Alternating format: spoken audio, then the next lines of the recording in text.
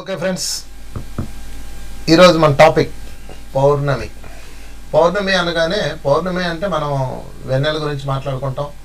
లేదంటే పౌర్ణమి రావడం వల్ల వెన్నెల కిరణాల వల్ల మనకేం జరుగుతుంది, భూమి మీద ఏ మార్పులు వస్తాయి, చెట్లకి, పూలకి, పక్షులకి ఎన్ని జరుగుతాయి, అన్ని చాలా చోట్ల ఇన్ఫర్మేషన్ ఉంది. ఈరోజు నేను చెప్పబోయే టాపిక్ అది కాదు. ఈరోజు నేను చెప్పబోయే టాపిక్ ఆత్మ పౌర్ణమి. అంటే మన ఆత్మలో పౌర్ణమి రావాలి, మన ఆత్మలో వికాసం చెందాలి. దాని గురించి మనం చెప్పుకుందాం. మనం భూమి మీదకి వచ్చింది మొదలు డే 1 అంటే మనం ఎప్పుడైతే శైశవాత్మగా భూమి మీదకి వచ్చామో అప్పటి నుంచి మనము వికసించడానికే ప్రయత్నం చేస్తాం. పున్నమి సూర్యుళ్ళ, పున్నమి చంద్రుళ్ళ. పున్నమి చంద్రుడు ఎలాగైతే బ్లాస్ట్ అవుతూ దగదగలాడుతూ వికసిస్తాడో అలాగా. ఎక్కడి నుంచి వస్తాడు పున్నమి చంద్రుడు? నెలవంక నుంచి స్టార్ట్ అవుతాడు. ఒక నెలవంక ఎలా ఉంటుంది? సన్నగా ఉంటుంది. కొంతకాలంకి అది పున్నమిగా మారిపోతుంది. అంటే రౌండ్, అంటే పూర్ణత్వం. శైశవాత్మగా వచ్చిన మనము ఒక పూర్ణాత్మగా మారాలి. ఇది టాస్క్. ఎప్పుడైతే మారామో అప్పుడే మనం వెలుగులతో ఉంటాం. అదే పున్నమి. బతుకున్న పున్నమి పండే వేళది.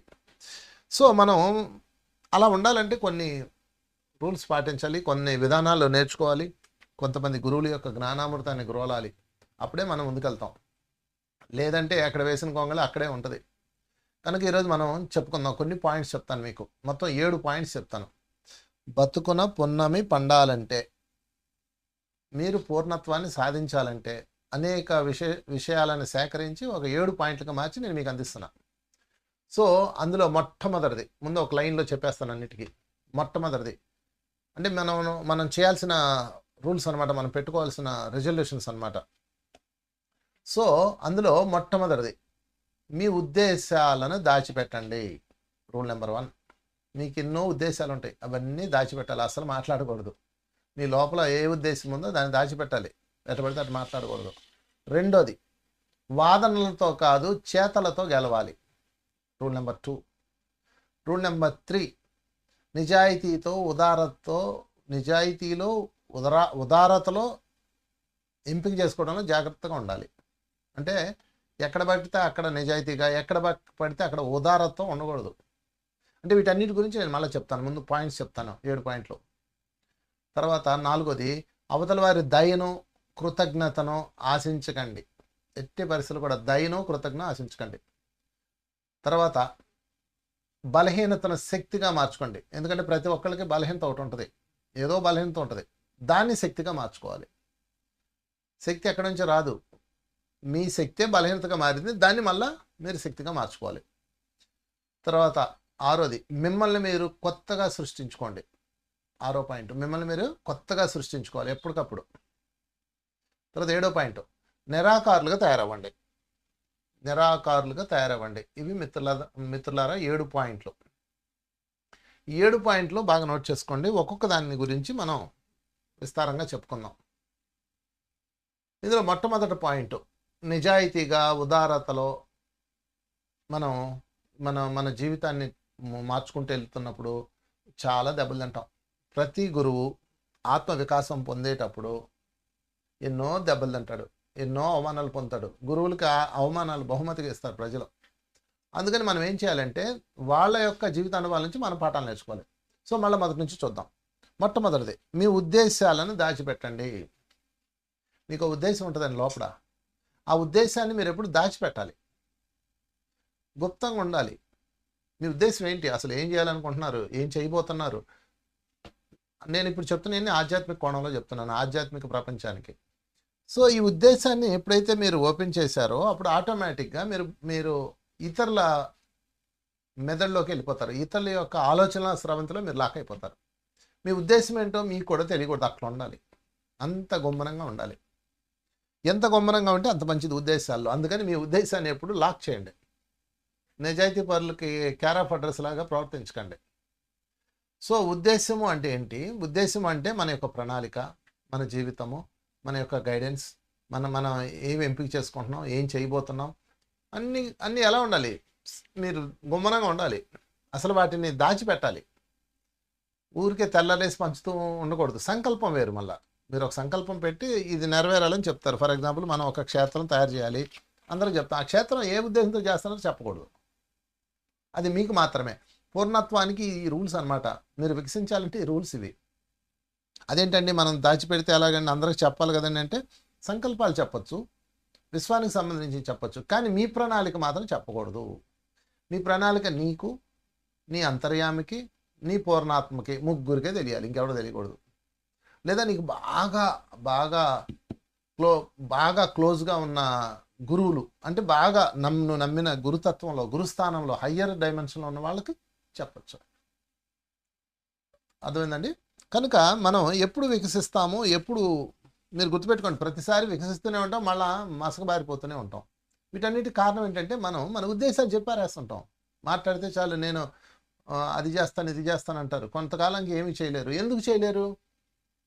ఎందుకు మీరు చేయలేకపోతున్నారు? ఎందుకు ఫెయిల్ అవుతున్నారు అంటే వాళ్ళ యొక్క నెగిటివ్ వైబ్స్ దాన్ని చుట్టేస్తాయి. మీరు ఎప్పుడైతే మీ ఉద్దేశాన్ని చెప్పారో, మీ ప్రణాళికని ఇచ్చారో, ఆటోమేటిక్గా వాళ్ళు దాన్ని ఢీ కొడతారు అవతల వాళ్ళు.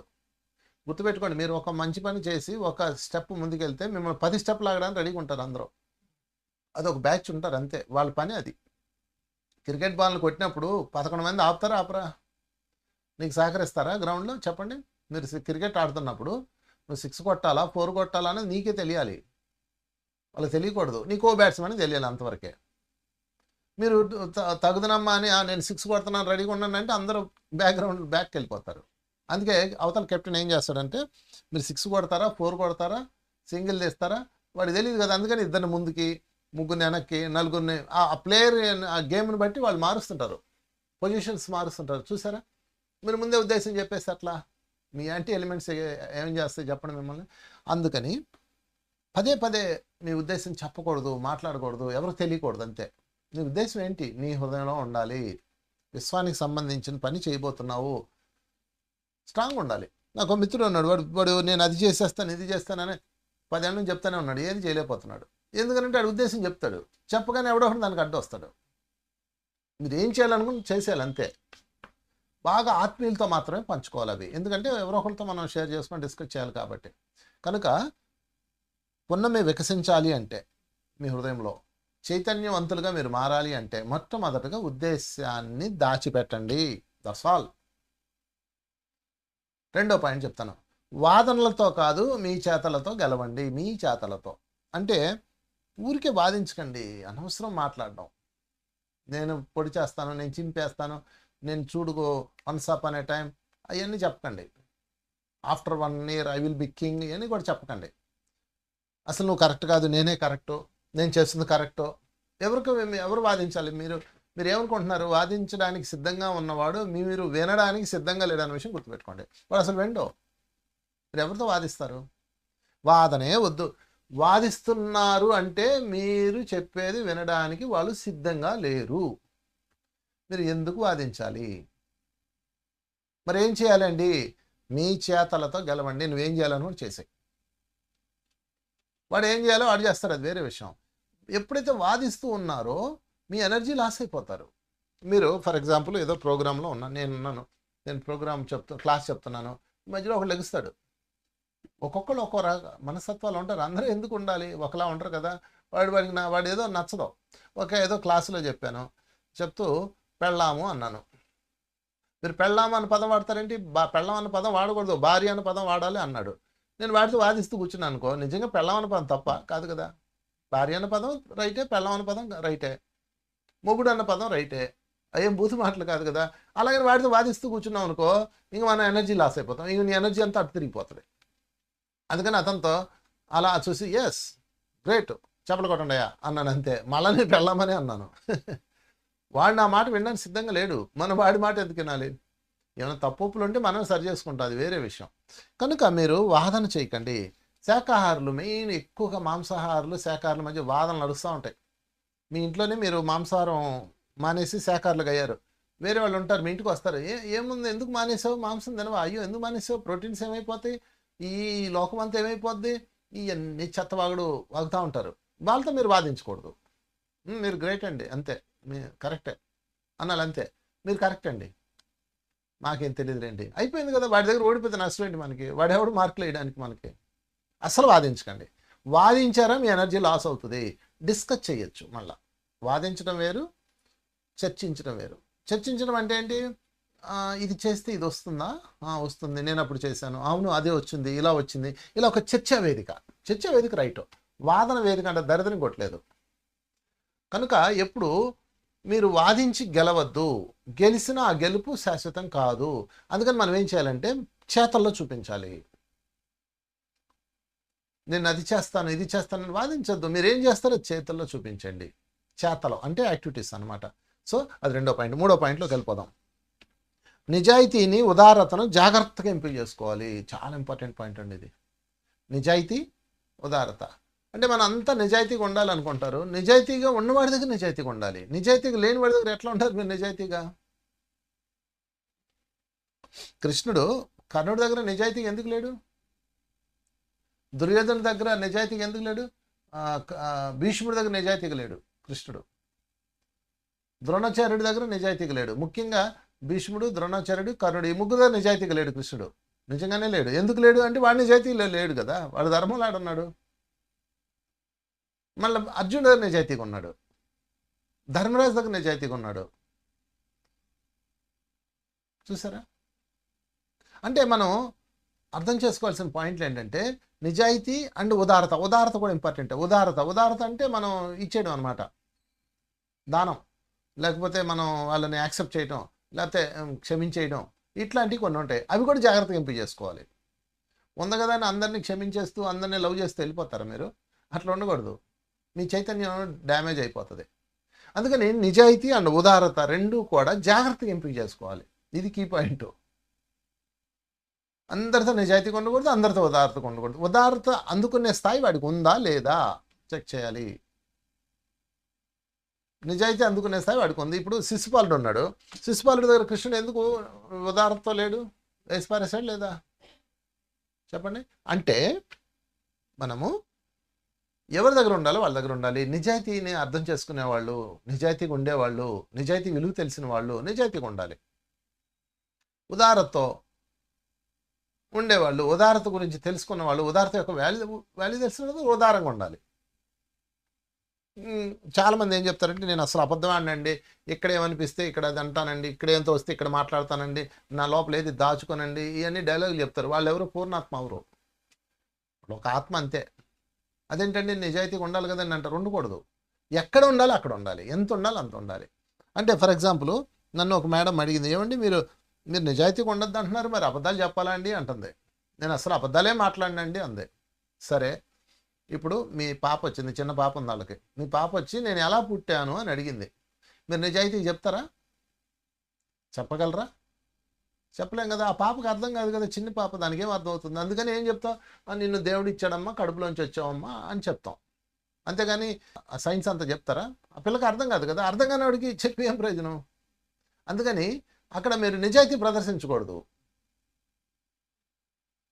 ఈ విధంగా అవతల వాడి స్థితిని బట్టి మనం మాట్లాడాలి. అవతల వాడి స్థితిని బట్టి మనం నిజాయితీగా ఉండాలి. ఎన్నో ఎగ్జాంపుల్స్ ఉన్నాయి. నిజాయితీకి పోయి దెబ్బలు తిన్న వాళ్ళు చాలామంది ఉన్నారు. దొంగ అనిపించుకున్న వాళ్ళు ఉన్నారు నిజాయితీకి పోయి.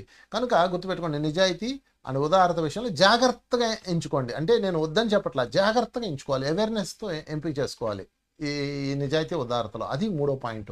ఎందుకంటే ఆత్మ పూర్ణత్వం సాధించాలంటే, వెన్నెల వెలుగులు రావాలంటే మీ చైతన్యంలో మీరు ఈ రూల్స్ పాటించాలి. తర్వాత నాలుగో పాయింట్కి వెళ్ళిపోదాం. అవతల వారి దయను కృతజ్ఞతను ఆశించకండి. ఫోర్త్ వన్, అవతల వారికి ఒక దయ ఉంటుంది, ఒక కృతజ్ఞత ఉంటుంది. మన పట్ల కృతజ్ఞత ఉంటుంది, ఉండనియండి. మీరు ఆశించకండి.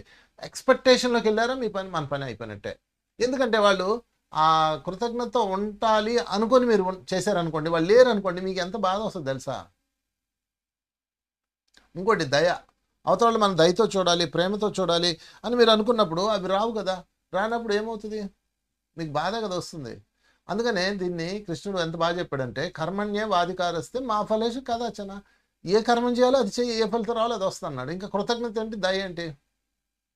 భగవంతుడిది దయ. కనుక కృతజ్ఞత, వాడు నాకు థ్యాంక్స్ చెప్పలేదు, మీరు ఎంత బాధపడిపోతారో. ఏదన్నా సహాయం చేసినప్పుడు వాడు కనీసం థ్యాంక్స్ కూడా చెప్పలేదు అనుకో, మీరు బాధపడిపోతారు. చేయాలి కృతజ్ఞత లేదు అనుకుంటారు. కాదు, మీరు మీ పాత్ర పూర్తి చేశారు. అక్కడ మీరు చేయాలనిపించి చేశారు. నాకు ఒక ఆమె ఒక ఆమెకి అనారోగ్యం వచ్చింది, క్యాన్సర్ వచ్చింది. ఆమెకి నేను కర్మ విపాకం చెప్పాను. కర్మ విపాకం చేసింది, తగ్గిపోయింది. ఆ విషయం ఆమె తర్వాత ఏదో పెద్ద ప్రోగ్రాం పెట్టింది, అందులో నా పేరు కనీసం చెప్పదు. నేను పలానా కర్మవిపాకం చేశాను, వంశీ గారి దగ్గర నేర్చుకున్నాను, ఆ కళల ద్వారా తెలుసుకున్నాను, నా మూలంలోకి వెళ్ళి మార్చాను, ఒక్క మాట చెప్పలా. ఆమెకి ఇంకోళ్ళు ఎవరో మాస్టర్ గురువు ఉన్నారు, ఆయన దగ్గరికి వెళ్ళాక పోయింది నాకు అని చెప్తుంది. అంత అబద్ధం నాకు తెలుసు, కానీ నేనేం పట్టించుకోను. ఎందుకనంటే నేను ఆ కృతజ్ఞత ఆశించలేదు. ఆశించుంటే నేను పీక్కోవాలి. అయ్యో ఎంత పని చేసింది, నేను ఎంత చేశాను ఆమెకి. ఆమెకు నేను డైలీ కౌన్సిలింగ్ ఇచ్చాను, డైలీ ఆమెకి చేశాను, ఒక్క మాట కూడా చెప్పలా. ఎందుకని వాళ్ళకి నామోషి అనమాట. సంథింగ్ వంశీగాడు అంటే ఎవడోలే అన్నట్టు ఉండాలి కదా, ఏదో సంథింగ్ వాళ్ళ బ్రెయిన్లో ఏదో ఉంటుంది. చెప్పినప్పుడు మనకు బాధ కలుగుతుంది కదా. నేను ముందే కృతజ్ఞత మీద ఫోకస్ చేయలేదు కాబట్టి నాకు ఏ బాధ లేదు. ఎందుకనంటే నా యొక్క ధర్మాన్ని నిర్వర్తించాను. ఆ పట్ల నేను ఏ చేయాలో, సేవ చేయాలో చేసేనే అయిపోయింది. ఇంకేంటి ఆమె దగ్గర కృతజ్ఞత వస్తే రాని, రాకపోతే రాకపోని. సదానంద యోగి గారు ఒక మాట చెప్పారని మనకు పత్రిక గారు చెప్తారు ఎప్పుడు. అదేంటో తెలుసా? వస్తే రాని, పోతే పోని. వచ్చిందని సంబరపడరాదు, పోతుందని బాధపడరాదు. వచ్చిందని కాదని రాదు, వచ్చిందని కాదనద్దు, అలాగే పోతుందానికి ఏడవద్దు. అప్పుడు సదానంద గారు చెప్పారంట. అందుకని నిజాయితీ అండ్ కృతజ్ఞత, ఈ రెండు కూడా అస్సలు ఎక్స్పెక్టేషన్ చేయదు. ఈ రెండు మన యొక్క చైతన్యాన్ని నల్లబారుస్తే అమావాస్య చంద్రుడు అయిపోతాం. అమావాస్య చంద్రుడు అంటే నల్లబారిపోతాం. ఈ రెండే ప్రధానంగా. చూడండి, నా కొడుకు నన్ను బాగా చూసుకోవాలి అనుకుంటున్నారు కదా, వాడు చూడు రేపు కృతజ్ఞత కూడా లేడు, కొడుక్కి కుక్కను పెంచిన నయమని సినిమా పాటలు పాడతారు. మీరు అసలు పెట్టుకోకండి, వాడు చూస్తారండి. ఏ పిల్లడు తన తల్లిదండ్రులు వదలడండి. ఏ తల్లి తన పిల్లల్ని ఎలా వదలదో, ఏ పిల్లలు తన తల్లిదండ్రులు వదలడో, ఏ భర్త తన భార్యను వదలడో, ఏ భార్య తన భర్తను వదలదు. కుటుంబం ఇది, కుటుంబంలో అలా లాక్ అయి ఉంటారు. కాకపోతే అది మీకు తెలియదు. నా పట్ల కృతజ్ఞత లేదు, నేను ఎంత చేశాను అనుకుంటారు. వాళ్ళు చూస్తారు, అది వేరే విషయం, మీరు గుర్తించలేరు. మీ ఫోకస్ కృతజ్ఞత మీద ఉండిపోయింది కాబట్టి, దానిని అది రీచ్ అవ్వలేదు కాబట్టి, ఆ ఎక్స్పెక్టేషన్స్ రీచ్ అవ్వలేదు కాబట్టి మీకు దుఃఖం వస్తుంది. దుఃఖం రాగానే మీరు నల్లబారిపోతారు. ఇంకేంటి అమావాస్యకి పౌర్ణమి ఉంటుందా ఏంటి చెప్పండి. కనుక కృతజ్ఞత అండ్ దయ అస్సలు ఆశించకండి. ఈ రెండు అత్యంత డేంజర్వి, మిమ్మల్ని మీ చైతన్యాన్ని నాశనం చేసేవి. ఈ రెండు మీ లోపల నుంచి తీసేయండి. ఈ రోజు నుంచి వస్తే రానియండి, వాళ్ళు థ్యాంక్స్ చెప్తుంటే చెప్పనియండి, దట్స్ నో ప్రాబ్లం.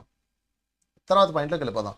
బలహీనతను శక్తిగా మార్చుకోవాలి. మీ యొక్క చైతన్యం కాంతితో వికసించాలంటే ఏం చేయాలంటే, మీకు ఒక బలహీనత ఉంటుంది. ప్రతి మనిషికి ఒక బలహీనత ఉంటుంది. నాకు ఒకటి ఉంది, మీకు ఒకటి ఉంది. అసలు బలహీనత లేని మానవుడు ఉండడు. ఎంత పెద్ద పరమయోగులకైనా బలహీనత ఉంటుందండి. ఏ కోరికలు లేని పరమ గురువులు కూడా ఒక బలహీనత ఉంటుంది. అది ఎందుకు ఉంటుంది అంటే, వాళ్ళు అది పెట్టుకుంటారు, కావాలని పెట్టుకుంటారు. ఎందుకు పెట్టుకుంటారంటే, ఒక హైడ్రోజన్ బెలూన్ ఉందనుకోండి, హైడ్రోజన్ బెలూను వదిలేస్తే ఏమవుతుంది, దారం పట్టుకొని ఉంటుంది. ఆ దారం వదిలేస్తే అది పైకి వెళ్ళిపోతుంది. ఒక బెలూన్, హైడ్రోజన్ బెలూన్. ఎందుకు అంటే అది దాని యొక్క లక్షణం, అది తేలికైపోయింది కదా, వెళ్ళిపోతుంది. అందుకని పరమ గురువులు ఏం చేస్తారంటే, ఏదో ఒక బలహీనత పెట్టుకుంటారు. కోపమో, ఆహారమో, కామమో, లేదంటే ఇంకా రకరకాలు, ధనమో. షిరిడి సాయి చూడండి, ఎవరు వచ్చినా నాకు 2 రూపాయలు అంటాడు. ఆయన పెట్టుకుంటారు కావాలని, వాళ్ళకి ఏం అవసరం లేదు, కావాలని పెట్టుకుంటారు. సో భృగు మహర్షి చూడండి, కోపం పెట్టుకుంటాడు. కోపం భృగు మహర్షి, తర్వాత విశ్వామిత్రుడు, దుర్వాసుడు అబ్బో భయంకరమైన, ముక్కు మీద ఉండదు ఆయన కోపం. ఆయన కృష్ణుడు భోజనానికి పిలుస్తాడు, ఒకరోజు వస్తాడు, రథం మీద తీసుకెళ్తుంటాడు. ఆ గుర్రాలను తీసేసి నువ్వు నీ భార్యలు తోలని అంటాడు, పట్టుకొని అంటాడు. అలా చేస్తాడు కృష్ణుడు. కృష్ణుడు తలుచుకుంటే దుర్వాసుడిని వేసేయలేడా చెప్పండి? విష్ణు చక్రం తీసి వేసేయచ్చు కదా, చంపచ్చు కదా. ఎందుకు చంపలేదంటే ఆయనకు తెలుసా అది కావాలనే యాక్ట్ చేస్తున్నాడు ఆయన, వాళ్ళ భార్యల యొక్క అహంకారం తీయడానికి. అప్పుడు రుక్మిణి కృష్ణుడు రథం లాగుతూ వెళ్తారు, మధ్యలో చండ్రకోలు బట్టి కొడుతుంటాడు రుక్మిణిని. వాళ్ళ అహాలు తీయడానికి ఆయన అంత చేస్తాడు, అంత కృష్ణుడికి తెలుసు. అందుకే ఆయన ఏమండో, అతిథి కదా, మనం భరించాల్సిందే అంటాడు. కనుక మనకి ఉన్న బలహీనత, అది మెయిన్ బలహీనత. దాన్ని ఏం చేయాలి, శక్తిగా మార్చుకోవాలి. నీకు బలహీనత ఉంది, దాన్ని శక్తిగా మార్చుకోండి. ఏ బలహీనత ఉందో మీరు చూసుకోండి, ఫస్ట్ దాన్ని శక్తిగా మార్చాలి. నాకు బలహీనత ఉంది, నాకు మిత్రత్వం బలహీనత అనమాట. అందరిని తయారు చేసేసుకుంటాను మిత్రుల్ని, ఎవరి దగ్గరికైనా చొరవగా వెళ్ళిపోతాను, వాళ్ళని దగ్గర తీసేసుకుంటాను, ప్రేమతో ఉంటాను, అసలు నాకు ఏమాత్రం బిడియం ఉండదు. అది నా బలహీనత. ఎవరైనా, అది ఆడవని మగవని ఎవడైనా, నేను క్లోజ్ అయిపోతాను వాళ్ళకి. ఆ లవ్ ఎనర్జీని అప్లై చేసేస్తాను. అసలు మొహాట ఉండదు, చక్కగా వెళ్ళిపోతాను, వాళ్ళ దగ్గర కూర్చుంటాను, వాళ్ళు చెయ్యి నా చేతిలో తీసుకొని ప్రేమతో మాట్లాడుతూ ఉంటాను. అది నా బలహీనత అంతే. నా పక్క నుంచి భుజమే చేస్తాను, అది బలహీనత. ఆ బలహీనతనే నెగిటివ్గా కనిపిస్తుంది కదా, అప్పుడు నేను ఏం చేశాను, బలహీనత శక్తిగా మార్చేసా. ఎలా మార్చాను, ఆ ప్రేమను ఎవరైతే అందించానో వాళ్ళందరికీ ధ్యానం చెప్పడం, వాళ్ళకి ఆత్మజ్ఞానం ఇవ్వడం మొదలుపెట్టాను.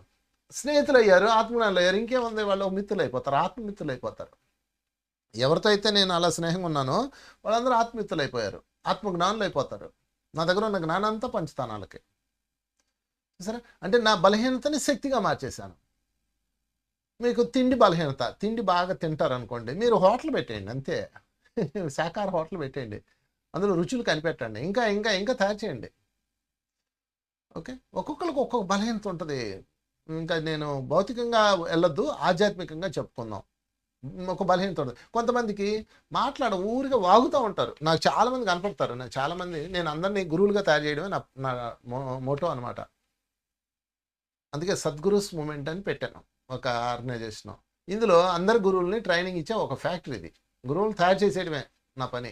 నేనేం చేస్తానంటే, బాగా ఎవరు వాగుతుంటారు, చెడవాగుతుంటారు, కొంతమంది చెడవాగుతారు, అది వాళ్ళ బలహీనత. పాపం వాళ్ళ నోరు ఆత్మని ఆగదు, లో అని మాట్లాడుతూనే ఉంటారు. నేను వాళ్ళని పట్టుకొని వాళ్ళని గురువులుగా తయారు చేస్తా. వాళ్ళ దగ్గర వాక్ శక్తి ఉంది, దానికి కొంచెం సిద్ధికి పెడితే చాలు, అయిపోద్ది సిద్ధి.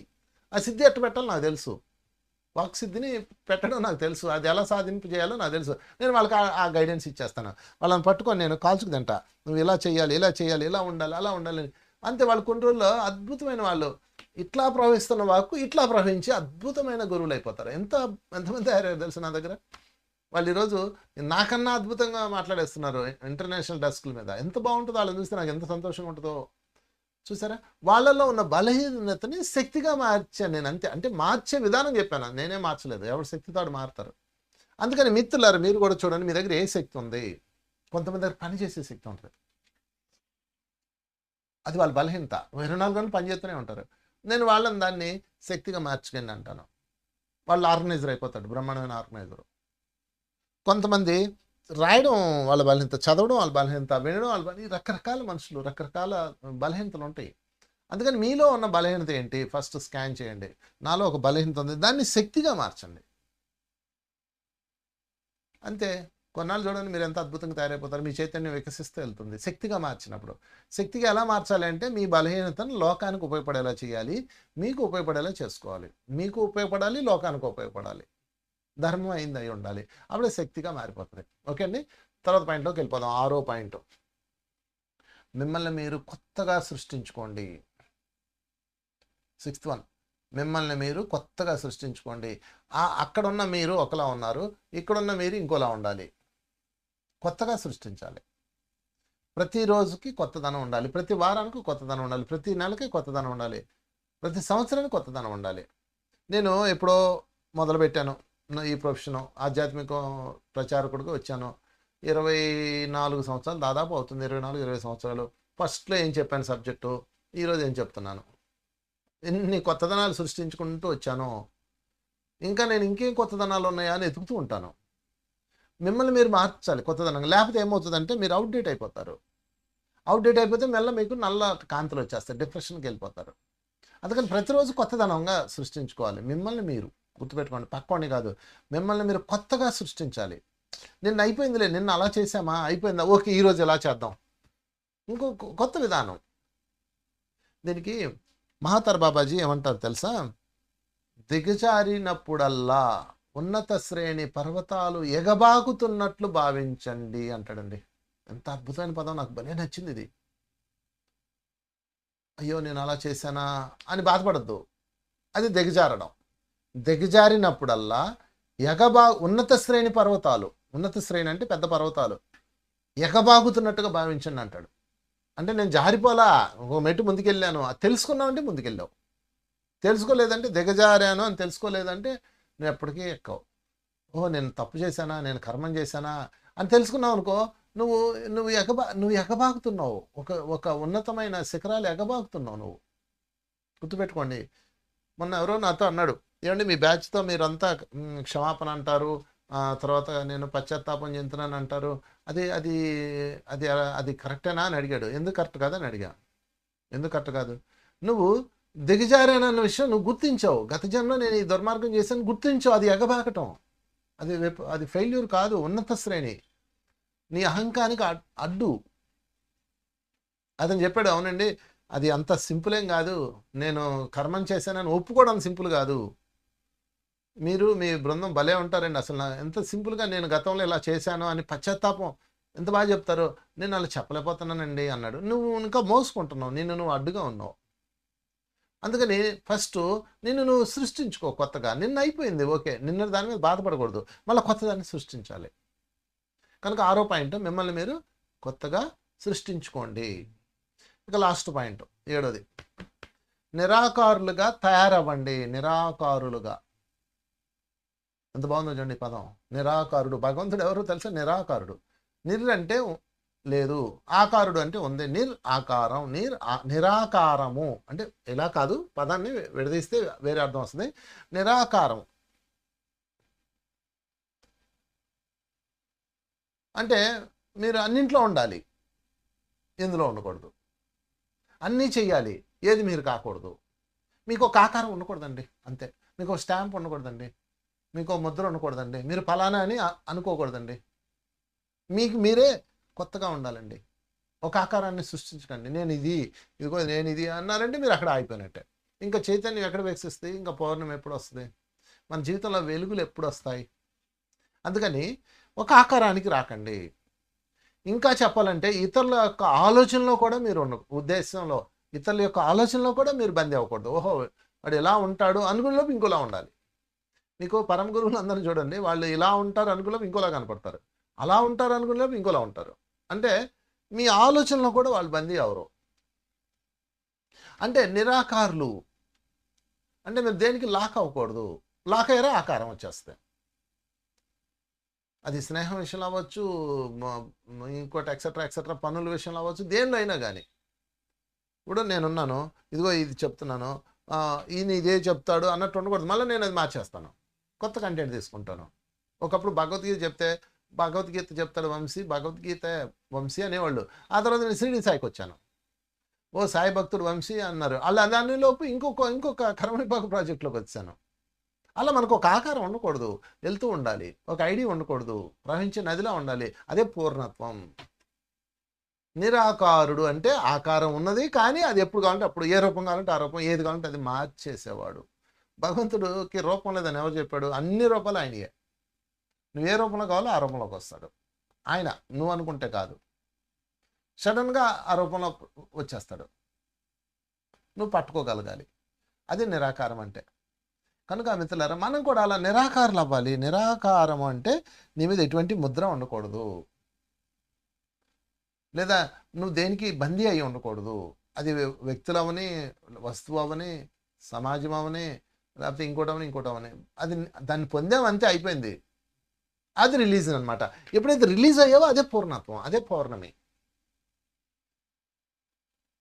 చూసారా? ఎవడేది అనుకుంటాడు అది వదిలేయండి, ముందు మీ సంగతి మీరు చూసుకోవాలి. కనుక మిత్రులారా, చాలా అద్భుతమైన పాయింట్స్ ఇవి. నేను అన్నీ సేకరిస్తాను అనమాట, అన్ని చోట్ల నుంచి మీకు ఈజీగా అవి ఇతరులకు చెప్పుకోవడానికి, మీరు వాటిని పాటించడానికి, లేకపోతే వాటిని రాసుకొని మీరు ప్రిపరేషన్ అవడానికి నేను అనేక పుస్తకాల నుంచి, అనేక విశేషాల నుంచి తీసుకొని నేను వాటిని తయారు చేసి మీకు ఇస్తాను. ఈ 7 పాయింట్లు మీ యొక్క చైతన్యాన్ని కాంతివంతంగా తయారు చేస్తాయి. అదే పౌర్ణమి. అంతేగాని పౌర్ణమి ఏముంది, వాళ్ళు వస్తుంది, మళ్ళీ అమావాస్య వస్తుంది, మళ్ళీ పౌర్ణమి వస్తుంది, మళ్ళీ అమావాస్య వస్తుంది. దానికి పెద్ద విశేషం ఏం లేదు నన్ను అడిగితే. ఆ పౌర్ణమి టైంలో ఏదో శక్తులు వస్తాయి, కాంతి వస్తుంది, కాస్మిక్ ఎనర్జీ వస్తుంది, భూమి యొక్క కక్ష మారుతుంది, గ్రావిటీ డిఫరెన్స్ వస్తుంది, సముద్రాలు పొంగుతాయి, వెన్నెల కాంతులు వస్తాయి, మనోహరంగా ఉంటుంది. ఇవన్నీ ఓకే, మీరు ఉండకపోయినా దానిపైన జాతదే. అడవి కాచిన వెన్నెల అంటారు, ఇది ఒక పనికి మళ్ళీ పదం. ఎప్పుడన్నా ఏదన్నా అనేటప్పుడు నీ అందం అడవి కాచిన వెన్నెల అంటారు. నీ అందం అడవి కాచిన వెన్నెల అంటే ఎవరికి పనికి రాలేదు అనడానికి ఈ పదం వాడతారు. నిజం చెప్పిన అడవిలో కాచిన వెన్నెల ఉపయోగం, సిటీ కాచిన వెన్నెల ఉపయోగం లేదు. సిటీలో వెన్నెల ఎవడని చూస్తాడా? అసలు ఈరోజు నిండు పౌర్ణమి వచ్చింది, ఎంతమంది చూస్తుంటారు చెప్పండి? మనం చూసి ఉంటాం. బయట వాళ్ళు ఎంతమంది చూస్తారా? ఉడక కావాలా? ఏదో కిటికీలోంచి చందమామ కనపడితే ఓహో ఈరోజు పౌర్ణిమ అనుకుంటాం. కానీ అడవిలో అలా కాదు. అడవిలో వెన్నెలు కాచింది అనుకో. నేను చూశాను అడవి అంతా. అడవిలో నైట్ టైం మేము ఫారెస్ట్లో ఎన్నోసార్లు ఉన్నాం. ట్రెక్కింగ్కి వెళ్ళినప్పుడు వాటర్ ఫాల్స్ దగ్గర ఆ వెన్నెల్లో గడ్డి దుబ్బుల్లో కీటకాలు, జంతువులు అన్ని రకాల ఆడుకుంటాయి. ఆ వెన్నెల్లో తాగుతాయి, వెన్నెల్లో పరవశిస్తాయి. జంతువులు వేటాడుకో ఆ టైంలో, ఒకదాన్ని ఒకటి చంపుకో. ప్రతి ప్రాణి హాయిగా ఆనందంగా పరవశిస్తుంది. ప్రతి పువ్వులు ఆ వెన్నెల కాంతిని తీసుకొని తాగుతాయి. మనమే పట్టించుకోం, వదిలేస్తాం. ఇప్పుడు చెప్పండి, అడవి కాచిన వెన్నెల అని వాడద్దు, సిటీ కాచిన వెన్నెల అనాలి. కనుక వెన్నెల అంటే గుర్తుపెట్టుకోండి, వెన్నెల అంటే భౌతికపరమైనది కాదు. నేను చెప్పేది, నేను ఆత్మలో వెన్నెల, ఆత్మలో వికాసం, ఆత్మలో చైతన్యం, ఆత్మలో పౌర్ణమి. అది రావాలంటే 7 కమాండ్స్, 7 రిజల్యూషన్స్ పాస్ చేసుకోండి మీకు మీరు. అందులో మళ్ళీ ఒక్కసారి చెప్తాను. మీ ఉద్దేశాలు దాచిపెట్టండి, మొదటిది. రెండోది, వాదనలతో కాదు మీ చేతలతో గెలవండి, రెండోది. మూడోది, నిజాయితీని ఉదారతను జాగ్రత్తగా ఎంపిక చేసుకోండి. ఇది మీ డెసిషన్లో ఉండాలి. మూడోది. తర్వాతది, అవతల వారి దయను కృతజ్ఞతను ఆశించవద్దు. అవతల వారంటే ఎవరైతే మీరు కాకుండా మిగతా వాళ్ళు. దయను కృతజ్ఞత ఆశించవద్దు. బలహీనతను శక్తిగా మార్చుకోండి. మీకు బలహీనత ఉంటుంది, మీకు తెలుసు అదేంటో, దాన్ని శక్తిగా మార్చుకోండి. మిమ్మల్ని మీరు కొత్తగా సృష్టించుకోండి, కొత్తగా ప్రతిరోజు. లాస్ట్ పాయింట్ 7th వన్, నిరాకారులుగా తయారవ్వండి. అంటే ఇక్కడ బందీగా ఉండకుండా, ఎవరి ఆలోచనలో కూడా బందీగా ఉండకుండా, ఎటువంటి భౌతికపరమైన అంశాల్లో కూడా బందీగా ఉండకుండా మీరు నిరాకారులుగా ఎప్పుడు ఎక్కడ కావాలంటే అక్కడ, ఎలా కావాలంటే అలా ఆ రూపాల్లోకి మారిపోండి. ఈ 7 కమాండ్స్ మిత్రులారా. సో అద్భుతమైన పాయింట్స్ ఇవి. వీటిని మనం పాటిద్దాం. వీటిని జాగ్రత్తగా రాసుకోండి, నోట్ చేసుకోండి. ఇంకా పరిశోధించిన దాని మీద కొత్త కొత్త అంశాలు చేర్చుకోండి. వాటిని మీ యొక్క చైతన్యంలో ఇంకింపించుకుంటే చక్కటి ఒక పూర్ణాత్మగా ఎదుగుతారు. పౌర్ణమి వెన్నెల్లా మీరు మీ యొక్క చైతన్యం వికసిస్తే. Thank you very much. మరొకసారి మీ అందరికీ